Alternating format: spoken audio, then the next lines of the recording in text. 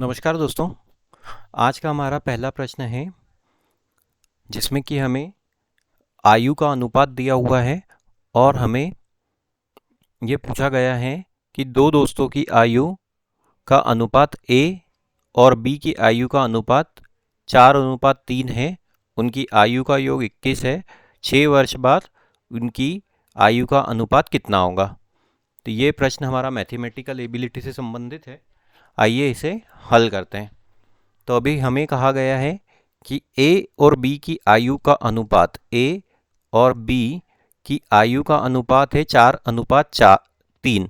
तो यहाँ पे दिया हुआ है 4:3। अब हमें यह भी कहा गया है कि ए और बी की आयु का योग 21 है।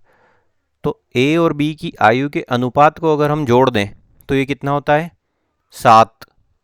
और ये 7 तो अनुपात का योग है, लेकिन वास्तविकता में ये उनकी आयु का योग कितना है, 21 है। तो 7 की वैल्यू 21 है, तो 1 की वैल्यू अगर हमको निकालनी हो तो हम कैसे निकालेंगे, 21/7। मतलब 1 की वैल्यू कितनी हो जाएगी, 1 की वैल्यू हो जाएगी 3। 7 एकम 7, 7 या 21। तो इस अनुपात में अगर हम देखें तो 4 अनुपात में अगर हम 3 का गुणा करेंगे तो ए की वर्तमान आयु आ जाएगी 12, और इसमें अगर 3 का गुणा करेंगे तो बी की वर्तमान आयु आ जाएगी 9।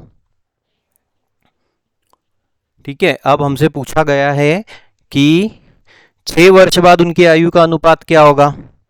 तो ए और बी की वर्तमान आयु कितनी है, ए की वर्तमान आयु है 12 और बी की वर्तमान आयु है 9। 6 वर्ष बाद इनकी आयु कितनी हो जाएगी, इसमें 6 जोड़ देंगे तो ये हो जाएगी 18, और ये हो जाएगी, इसमें अगर हम 6 जोड़ेंगे तो 15। बस अब इसका अनुपात निकालना है। अनुपात निकालने के लिए हम इसे, ये 3 से भाग चले जाएगा तो 3×5 = 15 और 3×6 = 18। तो क्या आ जाएगा हमारा उत्तर, 6:5। तो 6 वर्ष बाद उनकी आयु का कितना अनुपात हो जाएगा, 6:5। देखते हैं कौन सा ऑप्शन है। ऑप्शन नंबर 4 हमारा सही उत्तर हो जाएगा। आइए बढ़ते हैं अगले प्रश्न की ओर। अगला प्रश्न भी मैथमेटिकल एबिलिटी से संबंधित है, जिसमें हमसे कहा गया है कि 600 का 5/6 400 का 1/4 से कितना अधिक है। ठीक है। तो हमें कहा गया है 600 का 5/6। तो 600 का 5/6, इसको हम कैसे लिख सकते हैं, 600 गुणित 5/6। इसको और अगर आगे हल करें तो ये क्या हो सकता है, 6 एकम 6 और ये गया 100। 100 गुणित 5 कितना हो जाता है, 500। तो 600 का 5/6 की वैल्यू कितनी हो गई, 500 हो गई। अब दूसरी संख्या में हमें क्या कहा गया है, 400 का 1/4। तो 400 गुणित 1/4, इसको हल करते हैं, 4 एकम 4 और ये हो गया 100। तो इसकी वैल्यू कितनी हो जाएगी, 100 गुणित 1, तो ये कितना हो जाएगा, 100। अब हमसे कहा गया है कि 600 का 5/6 400 के 1/4 से कितना अधिक है। तो ये कितना है, 500, और ये कितना है, 100। दोनों का अंतर कितना हो जाएगा, 500 माइनस 100। क्या उत्तर प्राप्त होता है, 400। तो इस प्रश्न का सही उत्तर हो जाएगा ऑप्शन नंबर 2, 400। काफी सिंपल सवाल था, जिसमें हमें 600 का 5/6 हमने कैसे लिखा, 600 में गुणा किया 5/6 का, 400 में 1/4 का गुणा किया, जो भी उत्तर आया उन दोनों का अंतर निकाल लिया, 500 माइनस 100 बराबर 400। आइए बढ़ते हैं अगले प्रश्न की ओर। हाँ, ये हमारा अल्फ़ाबेटिकल सीरीज का सवाल है, जिसमें हमें रिक्त स्थानों पे दी हुई अल्फ़ाबेट ज्ञात करने हैं। तो अब हम इस अगर श्रृंखला को ध्यान से देखें तो हमें सबसे पहले ये देखना होगा कि हमें सबसे ज़्यादा अक्षरों के समूह कहाँ पे दिए हुए हैं। इसमें दिया हुआ है BBB, इसमें दिया हुआ है BBB। एक चीज़ और हमें यहाँ पे करनी चाहिए, सबसे पहले हमें संख्याएं गिन लेनी चाहिए, ताकि हम ये अंदाज़ा लगा पाएँ कि संख्याएं कितने के समूह में ये जो अक्षर हैं कितने के समूह में विभाजित है रिक्त स्थानों सहित। तो इनको गिने तो ये कितना होता है, 1 2 3 4 5 6 7 8 9 10 11 12 12 हैं। तो हमारे पास क्या क्या संभावना बन सकती है, 3 गुणित 4, 4 गुणित 3, 6 गुणित 2 और 2 गुणित 6 की। ये ऐसे समूहों में ये संख्याएं हो सकती है। अब दूसरी ट्रिक जो है वो देखना है कि सबसे ज़्यादा लेटर हमारे पास कहाँ कहाँ पे पास में दिए हुए हैं। तो यहाँ पे दिया हुआ है डबल बी डबल है, यहाँ दिया हुआ है ट्रिपल बी। अब एक चीज़ इसमें हमको ध्यान से देखनी है कि जब भी 2 बी दिए हुए हैं तो उसके पहले एक बी है, मतलब 3 बी एक साथ है। यहाँ पे 2 बी हैं और उसके पहले एक रिक्त स्थान है, तो यहाँ पे हम क्या लिख सकते हैं, बी। तो ये हो जाएगा ट्रिपल बी। जैसे यहाँ पे ट्रिपल बी है वैसे यहाँ पे ट्रिपल बी। अब यहाँ पे हम देखें तो ट्रिपल बी के बाद दिया हुआ है डबल ए, और यहाँ पे दिया हुआ है ट्रिपल बी, फिर एक रिक्त स्थान है और फिर ए। तो अगर हम यहाँ पे ए लिख दें तो ये फिर क्या कैसी सीरीज बन जाती है, triple b double a, triple b double a. अब फिर उसके बाद फिर से ये 2 रिक्त स्थान हमारे पास बच जाते हैं। अगर हम यहाँ पे ए लिख दें और यहाँ पे भी ए लिख दें तो ये किस प्रकार की सीरीज बन जाएगी, triple b triple a, triple b triple a. तो रिक्त स्थानों की जगह क्या आया, बी ए ए ए, जो दिया गया है ऑप्शन नंबर 1 में। तो इस प्रश्न का सही उत्तर हो जाएगा ऑप्शन नंबर 1। उम्मीद करते हैं आपको हमारा आज का ये वीडियो पसंद आ रहा है। कृपया करके हमारे चैनल को सब्सक्राइब कीजिए और चैनल को अधिक से अधिक मात्रा में शेयर कीजिए।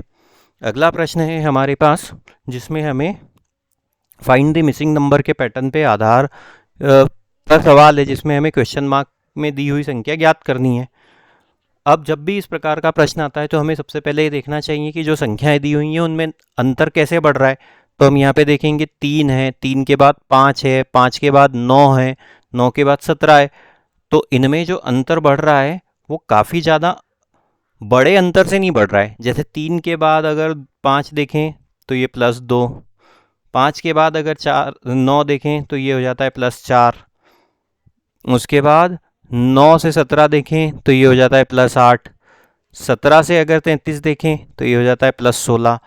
तो ये जो अंतर है ये 2 4 8 16 इस क्रम में बढ़ रहा है। तो इसका आगे हल क्या होगा, मतलब इसमें हम प्लस माइनस की ट्रिक से ही आंसर निकाल सकते हैं। तो यहाँ पे था +2, यहाँ +4, यहाँ +8, यहाँ +16।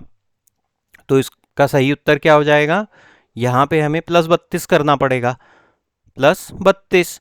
तो 33 और 32 को जोड़ा तो क्या उत्तर मिलता है, 65। तो इस प्रश्न का सही उत्तर हो जाएगा ऑप्शन नंबर 4, 65।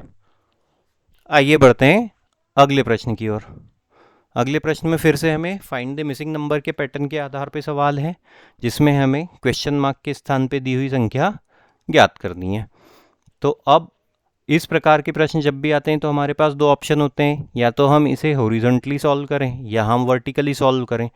एक और ट्रिक जो इस प्रकार के सवालों में नॉर्मली काम करती वो ये होती कि हमें देखना होता है कि सबसे बड़ी संख्या कहाँ पे दी हुई है जो दूसरी संख्याओं की तुलना में थोड़ी बड़ी हो।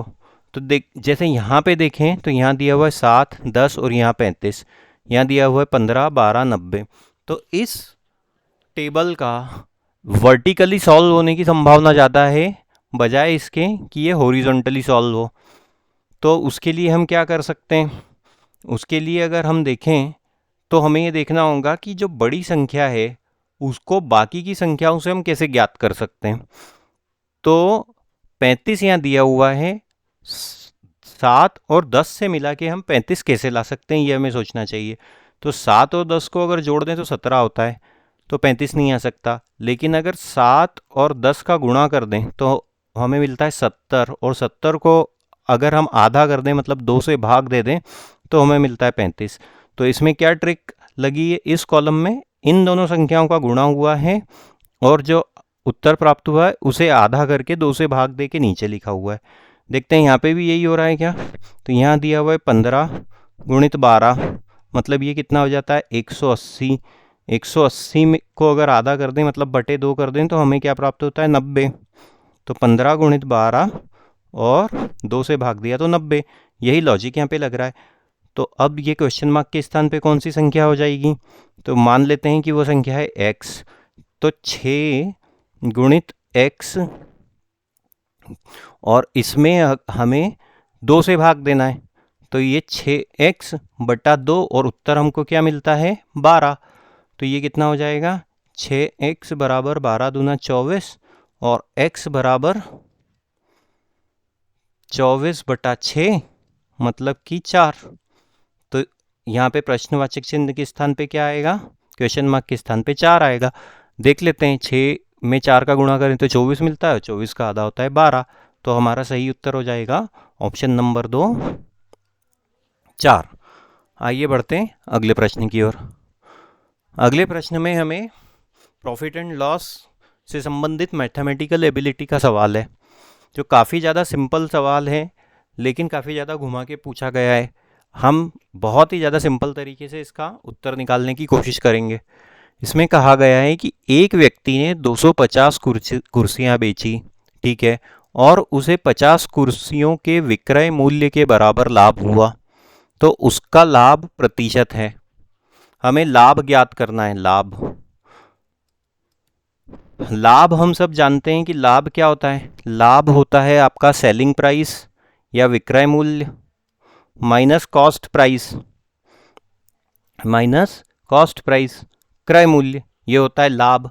अब लाभ का प्रतिशत क्या होता है, उसका फॉर्मूला क्या होता है, वो भी हम जानते हैं। वो होता है selling price minus cost price बटे कॉस्ट प्राइस गुणित 100। तो ये लाभ का प्रतिशत निकल जाता है हमारे पास कि प्रतिशत में लाभ कितना हुआ। हमसे पूछा गया है लाभ का प्रतिशत क्या है। अब हमें उसको जानने के लिए क्या क्या चाहिए? हमें चाहिए सबसे पहले सेलिंग प्राइस और फिर चाहिए कॉस्ट प्राइस। तो अब हमें कहा गया है कि व्यक्ति ने 250 कुर्सियां बेची, 250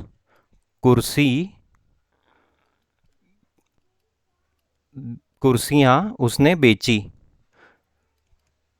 तो 250 कुर्सियों का जो सेलिंग प्राइस था वो हम मान लेते हैं, 250 कुर्सियों का जो सेलिंग प्राइस था वो है SP, और उसे इस पे कितनी कुर्सियों के लाभ क्या हुआ? लाभ हुआ 50 कुर्सियों के विक्रय मूल्य के बराबर। तो विक्रय मूल्य के बराबर 50 कुर्सियों के विक्रय मूल्य के बराबर उसे लाभ हुआ। तो लाभ हुआ मतलब उसने selling price minus cost price किया, तो वो कितना हो जाएगा? वो हो जाएगा, इस तरीके से हम इस इक्वेशन को लिख सकते हैं कि सेलिंग प्राइस ऑफ 250 चेयर, 250 कुर्सियां बेची और उसे कितने का लाभ हुआ? 50 कुर्सियों के कॉस्ट प्राइस का। कॉस्ट प्राइस कितना था? 250 कुर्सियां उसे खरीदनी भी पड़ी होगी। 250 कुर्सियों का कॉस्ट प्राइस बराबर उसको कितना मिला? बराबर उसका लाभ होगा। तो लाभ कितना था? वो लाभ था सेलिंग प्राइस ऑफ 50 चेयर। ये उसका लाभ हो गया, क्योंकि उसने जितने में 250 कुर्सियां बेची उस और जो उनका क्रय मूल्य था उसका जो अंतर है वह उसके 50 कुर्सियों के सेलिंग प्राइस के बराबर था। ठीक है, अब हम इसको आगे बढ़ाते हैं। तो अब अगर हमें लाभ का प्रतिशत निकालना हो तो हम क्या कर सकते हैं? लाभ का प्रतिशत ये निकाल सकते हैं हम इसको। अगर हम इक्वेशन को और थोड़ा सा आगे हल करें तो ये हो जाता है, हम इसको इस साइड ले आते हैं और इसको इस साइड ले आते हैं, तो ये हो जाएगा SP of 250 chair minus SP of 50 chair बराबर CP ऑफ 250 चेयर। तो ये आगे और हल करने पे क्या हो जाएगा? 250 में से 50 गया तो SP ऑफ 200 चेयर बराबर CP ऑफ 250 चेयर। इसका अर्थ ये हुआ, सीधे शब्दों में अगर हम देखें तो वो जितने में 250 कुर्सियां खरीद के लाता है, ठीक है, मान लेते हैं कि वो 250 एक कुर्सी 1 रुपए में खरीद के लाता है, तो वो कितने में खरीद के लाता है? 250 रुपए में। और उनको जब वो बेचता है तो उसको कितने पैसे मिलते हैं? उसको फिर से सेलिंग प्राइस ऑफ 250 चेयर कितना है? सेलिंग प्राइस ऑफ 250 चेयर भी 250 रुपये, 200 चेयर इज 250 रुपये, मतलब उसके पास 50 कुर्सियां तो फिर भी बच गई। उसने 1 रुपए में एक कुर्सी खरीदी और 1 रुपये 25 पैसे में उसने वो कुर्सी बेच दी। तो प्रतिशत में लाभ कितना हुआ? प्रतिशत में लाभ हुआ, उसने 1 रुपए में कोई चीज खरीदी थी, 1 रुपये 25 पैसे में बेच दी, तो 25% उसे लाभ हुआ। इस फॉर्मूले के हिसाब से भी हम समझ लेते हैं। इस फॉर्मूले के हिसाब से अगर हम देखें, हम यहाँ पे हल करते हैं, तो सेलिंग प्राइस कितना था? सेलिंग प्राइस था हमारा 250 चेयर का, माइनस कॉस्ट प्राइस कितना हो जाएगा? कॉस्ट प्राइस 200 चेयर का बटे कॉस्ट प्राइस 200 चेयर बर इंटू 100। अगर इसको हल करेंगे तो ये कितना हो जाएगा? 50 बटे 200 गुणित 100, 1 4 1 25, 25%। इस प्रश्न का सही उत्तर हो जाएगा 25%। उम्मीद करते हैं आपको ये सवाल पसंद आया होगा। आइए बढ़ते हैं अगले प्रश्न की ओर। अगले प्रश्न में हमसे कहा गया है कि 209 रुपयों को 3 मित्रों ए, बी और सी के बीच इस प्रकार वितरित किया जाता है कि ए को बी की तुलना में 6 गुना रुपये मिलते हैं और सी को बी की तुलना में 4 गुना रुपये मिलते हैं। ए को कितने रुपये मिलते हैं? इस प्रकार के जब भी सवाल आए तो हमें ये देखना चाहिए कि वो व्यक्ति कौन है जिसके संदर्भ में ज़्यादा से ज़्यादा बात की जा रही है। तो ए की तुलना भी बी से की जा रही है और सी की तुलना भी बी से की जा रही है। तो हम यहाँ पे मान लेते हैं सबसे पहले कि माना बी को x रुपये मिलते हैं। माना बी को मिलते हैं कितने? x रुपये। तो a को b की तुलना में कितने? 6 गुना मिले, तो a को मिलेंगे b की तुलना में 6 गुना, मतलब x का 6 गुना कितना हो जाएगा? 6x। और c को b की तुलना में 4 गुना मिलते हैं, तो c को कितने मिलेंगे? c को मिलेंगे जितने b को मिले थे उसका 4 गुना, मतलब 4x। अच्छा, अब हमसे क्या कहा है कि 209 रुपये को तीनों के बीच में विभाजित किया गया है, मतलब a plus b plus c, इसका मान कितना है? 209। आगे हल करते हैं तो a का मान कितना है? 6x, b का मान है x और c का मान है 4x बराबर 209। ये कितना हो जाएगा? 11x। इन तीनों को जोड़ दिया, 6 और 4 10 और 11 बराबर 209। तो ये कितना हो जाएगा? x बराबर 209 बटे 11। तो x बराबर कितना हो जाएगा? 11 एकम 11, 11 एकम 11 बचे 9 और 11 नमा के 99। तो x की वैल्यू हो जाती है 19 रुपये। तो b को कितने मिलते हैं? b को मिलते हैं 19 रुपये। a को कितने मिलते हैं? 19 में 6 का गुणा करने पे हमको प्राप्त होता है 114। और c को कितने मिलते हैं? 19 में 4 का गुणा करने पे हमें मिलते हैं 76। तो इस प्रश्न का उत्तर क्या, हमें क्या पूछा गया है? a को कितने रुपए मिले? a को मिले 114 रुपये। तो 114 है हमारा ऑप्शन नंबर 1। आइए बढ़ते हैं अगले प्रश्न की ओर। निम्नलिखित प्रश्नों में हमें विषम संख्या युग्म ज्ञात करना है, मतलब एक ऑड पेयर हमें यहाँ पे ढूंढना है। 3 पेयर एक निश्चित संबंध को फॉलो कर रहे हैं और एक पेयर ऐसा है जो उस संबंध को फॉलो नहीं कर रहा है, वो हमें ढूंढना है। आइए शुरू करते हैं ऑप्शंस में से। तो हमें पहले ऑप्शन में दिया हुआ है 140 और उसके सामने दिया हुआ है 45। तो अगर हमें बड़ी संख्या ज्ञात करनी हो छोटी संख्या से तो हम कैसे ज्ञात कर सकते हैं? 45 से अगर हमें 140 ज्ञात करना हो तो हम क्या ट्रिक लगा सकते हैं, अगर हम 45 में 3 का गुणा करें तो हमें मिलता है 135, और उसमें अगर हम 5 जोड़ दें तो हमें मिलता है 140। ये ट्रिक है यहाँ पे कि इस संख्या में 3 का गुणा किया और 5 जोड़ दिया। दूसरे पेयर में देखते हैं यही वाला लॉजिक फॉलो हो रहा है क्या। दूसरे पेयर में दिया हुआ है हमें 110 और उसके सामने दिया हुआ है 35। तो 35 में अगर हम 3 का गुणा करें तो कितना प्राप्त होता है हमें 105, और अगर उसमें 5 जोड़ दें तो कितना प्राप्त होता है 110। यहाँ पे भी यही लॉजिक फॉलो हो रहा है कि इस संख्या में 3 का गुणा किया और 5 जोड़ दिया। यहाँ पे भी इस संख्या में 3 का गुणा किया और 5 जोड़ दिया। देखते हैं तीसरे पेयर में यही मिल रहा है क्या। तीसरे पेयर में है 100 और उसके सामने है 30। तो अगर हम 30 में 3 का गुणा करें तो हमें मिलता है 90, और 90 में अगर हम 5 जोड़ें तो हमें मिलता है 95, लेकिन यहाँ पे दिया हुआ है 100। तो यहाँ पे तीसरे पेयर में ये लॉजिक फॉलो नहीं हो रहा है। चौथे पेयर में देखते हैं, चौथे में क्या दिया हुआ है 80, उसके सामने दिया हुआ है 25। तो 25 में अगर 3 जोड़ा तो ये हो गया 75, और 75 में अगर 5 जोड़ा तो ये हो जाता है 80। तो यहाँ पे भी ये लॉजिक मिल गया कि 25 में अगर 3 का गुणा किया और 5 जोड़ा तो हमें दूसरी संख्या प्राप्त हो जाती है। तो यहाँ पे जो ऑड पेयर है वो कौन सा है, वो है हमारा ऑप्शन नंबर 3। आइए बढ़ते हैं अगले प्रश्न की ओर। अगले प्रश्न में हमसे फिर से ऑड संख्या ज्ञात करने को कहा गया है। यहाँ युग्म गलती से छप गया है। ऑड संख्या जो बाकी की 3 से मेल नहीं खाती हो। काफ़ी ज़्यादा सरल सवाल है, इसके लिए तो हमें पेन उठाने की भी ज़रूरत नहीं पड़ेगी।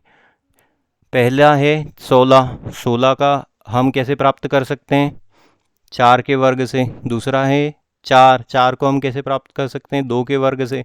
तीसरा किसी का भी वर्गमूल नहीं है। और चौथा है 36। 36 को हम कैसे प्राप्त कर सकते हैं, 6 के वर्ग से। तो सिर्फ ऑप्शन नंबर 3 ही हमारा एक ऐसा ऑप्शन है जिसको हम किसी के वर्ग से ज्ञात नहीं कर सकते, या फिर उसका वर्गमूल एक पूर्ण संख्या नहीं होती। तो ऑप्शन नंबर 3 हमारा सही उत्तर हो जाएगा। आइए बढ़ते हैं अगले प्रश्न की ओर। दिशा ज्ञान से संबंधित ये प्रश्न है जिसमें हमें कहा गया है P और Q एक ही बिंदु से शुरू करते हैं और विपरीत दिशाओं में 6 किलोमीटर चलते हैं। P बाईं ओर मुड़ता है और 2.5 किलोमीटर चलता है। Q बाईं ओर मुड़ता है और 2.5 किलोमीटर चलता है। वे एक दूसरे से कितनी दूर है। तो जब भी दिशा से संबंधित सवाल आते हैं हमें सबसे पहले डायरेक्शन का चार्ट बनाना रहता है, जिसमें एक प्लस साइन होता है। ऊपर की तरफ हमेशा नॉर्थ या उत्तर दिशा होती है, नीचे की तरफ उसके विपरीत में साउथ या दक्षिण दिशा होती है, राइट हैंड साइड पे ईस्ट या पूर्व दिशा होती है, और लेफ्ट हैंड साइड पे वेस्ट या पश्चिम दिशा होती है। अब हमें प्रश्न से में कहा गया है P और Q नाम के व्यक्ति एक ही बिंदु से शुरू करते हैं। तो मान लेते हैं कि वो यह बिंदु है, स्टार्टिंग पॉइंट। इसे हम पॉइंट नंबर A बोल देते हैं, स्टार्टिंग पॉइंट। और विपरीत दिशाओं में 6 किलोमीटर चलते हैं। विपरीत दिशाओं में 6 किलोमीटर चला। मान लो P इस दिशा में चलता है, तो P यहाँ पे इस दिशा में कितना चलता है, 6 किलोमीटर। ये हो गया P का पॉइंट। P इस दिशा में चलना शुरू करता है P, और उसकी विपरीत दिशा में Q चलना शुरू करता है। वो कितना चलता है, वो भी 6 किलोमीटर चलता है। ये हो जाता है Q का पॉइंट। ये दूरी कितनी यहाँ पे दी हुई है, 6 किलोमीटर। ये दूरी कितनी दी हुई है, 6 किलोमीटर। इसको बोल देते हैं हम पॉइंट B, और इसको बोल देते हैं पॉइंट C।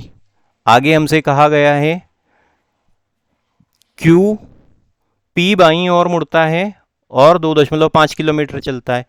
तो P जब यहाँ पे है और अपनी बाईं ओर मुड़ेगा, बाईं ओर मतलब पूर्व की उत्तर की ओर मुड़ेगा, तो कितना चलेगा, ये 2.5 किलोमीटर चला, 2.5 किलोमीटर चला। मान लेते हैं ये पॉइंट है, ये उसका एंड पॉइंट है। इसको बोल देते हैं पॉइंट D। फिर आगे कहा गया है Q भी बाईं ओर मुड़ता है, तो Q यहाँ पे आने के बाद फिर से बाईं ओर मुड़ता है और 2.5 किलोमीटर चलता है। तो ये हो जाता है इसका एंड पॉइंट। मान लेते हैं ये पॉइंट नंबर E, 2.5 किलोमीटर। वो एक दूसरे से कितनी दूर है। तो Q यहाँ पे पहुँचता है और D यहाँ पे पहुँचता है, इन दोनों की दूरी ज्ञात करनी है। ये वाली दूरी हमें, ये वाली दूरी जो ब्रोकन लाइन से हम दर्शा रहे हैं, ये वाली दूरी हमें ज्ञात करनी है, मतलब D और E के बीच की दूरी हमें ज्ञात करनी है। तो अब अगर हम इस लाइन को इसके पैरेलल खींच देते हैं, यहाँ पे हम ये लाइन खींच दें और एक लाइन इसके पैरेलल खींच देते हैं, तो हम देखते हैं कि ये समकोण त्रिभुज बन जाता है 90 डिग्री के एंगल के साथ, जिसमें हमें ये वाली दूरी इसके कर्ण की का मान ज्ञात करना है। उसका आधार कितना हो जाएगा, यहाँ से यहाँ तक 6 किलोमीटर था और यहाँ से यहाँ तक 6 किलोमीटर था, मतलब आधार कितना हो गया 12 किलोमीटर। लंब कितना हो जाएगा, ये दूरी हमें पहले से ज्ञात है 2.5 किलोमीटर। ये एक आयत बन रहा है तो इसके सामने वाली भुजा भी, ये भी 2.5 किलोमीटर हो जाएगी। तो ये कुल दूरी कितनी हो जाएगी, ये दूरी हो जाएगी 5 किलोमीटर। तो ये समकोण त्रिभुज बन रहा है जिसमें हमें लंब भी दिया हुआ है, लंब दिया हुआ है 5 किलोमीटर, आधार दिया हुआ है 12 किलोमीटर। तो कर्ण कर्ण हम कैसे ज्ञात कर सकते हैं, पाइथागोरस थ्योरम से। कर्ण क्या है, DE है, तो DE का वर्ग, पाइथागोरस थ्योरम के अनुसार DE का वर्ग बराबर आधार का वर्ग मान लेते हैं, ये x है, बराबर EX का वर्ग धन यहाँ से यहाँ तक DX का वर्ग। तो DE का वर्ग बराबर 12, EX का मान कितना है 12 का वर्ग और DX का मान है 5 का वर्ग। तो ये और कितना हो जाएगा आगे, DE बराबर 144, 12 का वर्ग और 5 का वर्ग कितना होता है 25। अगर दोनों को जोड़ें तो ये कितना हो जाता है 169। सो DE का वर्ग बराबर 169। अगर इसका मान निकालना है तो ये वर्गमूल हो जाएगा, तो DE बराबर 169 का वर्गमूल, हम सब जानते हैं ये क्या होता है 13। तो D से E के बीच की दूरी, ये जो दूरी हो जाएगी वो हो जाएगी 13 किलोमीटर। आशा करते हैं आपको ये प्रश्न पसंद आया होगा। इस प्रश्न का सही उत्तर होगा ऑप्शन नंबर 2, 13 किलोमीटर। उम्मीद करते हैं दोस्तों आपको आज का हमारा ये वीडियो पसंद आया होगा। इस प्रकार के वीडियो आपकी कॉम्पिटिटिव एग्ज़ाम की तैयारी में काफ़ी ज़्यादा हेल्पफुल रहेंगे। कृपया करके हमारे चैनल को सब्सक्राइब कीजिए और इस वीडियो को अधिक से अधिक मात्रा में शेयर कीजिए। Thank you.